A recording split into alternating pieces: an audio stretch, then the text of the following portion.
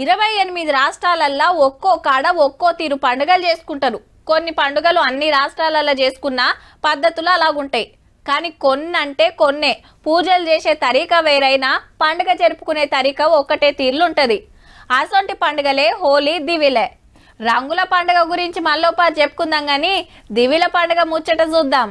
Hago ఏలుగుల పండుగ మొన్ననే అయిపోయే అంటారేమో. గీ ముచ్చట చూడుండ్రి, మీకే తెలుస్తది. మన దీపాలు దునియా అంతా ఎలుగులు వంచబోతునే ఉల్లా. ఆవ్ ఎనకటి కట్టడాలు పద్ధతులను కాపాడే యునెస్కో సంఘపోళ్ళు దివిల పండుగను గుర్తించి ఇంటాంజిబుల్ కల్చరల్ హెరిటేజ్ లిస్టులా జాగిచ్చిండ్రు. మళ్ళా అంటే కనిపించని ఎనకటి ఆస్తి అన్నట్టు. ఇయాల ఢిల్లీ ఎర్రకోట కాడైన మీటింగుల కుద్దు ఆ సంఘపోళ్లే సాటింపేసిండ్రు. ఈ సొంటి మీటింగ్ మన తానవ్వుడు ఇదే మొదలు. యునెస్కో గుర్తింపు తోటి ప్రపంచమంతటా మన పండుగ గురించి ఎరకైతది. టూరిస్టులు పెరుగుతారు. బయటి దేశాలకెళ్లి కంపెనీలు పెట్టుబడులు పెడతాయి. బిజినెస్లు పెరిగి మనోళ్లకు పన్నులు దొరుకుతాయి. దునియాలా ఇండియా పతార పెరుగుతది.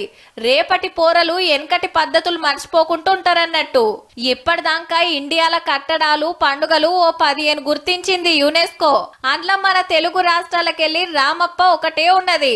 అంతకు మున్పే కుంభమేళ, కలకత్తా దుర్గా పూజ, గార్బా డాన్స్, యోగా, వేదం, రామాయణం ఎరక చెప్పే రామ్లీల ఇంకా కొన్ని యునెస్కో లిస్టులో చేరినాయి.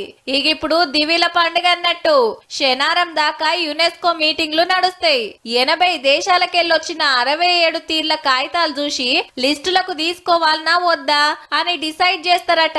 దివిలకు ఇంత పెద్ద గుర్తింపు వచ్చినందుకు ప్రధాని మోడీ సారు పిట్టెగుట్ల రాసుకొస్తే దేశం సంబురపడుతుంది.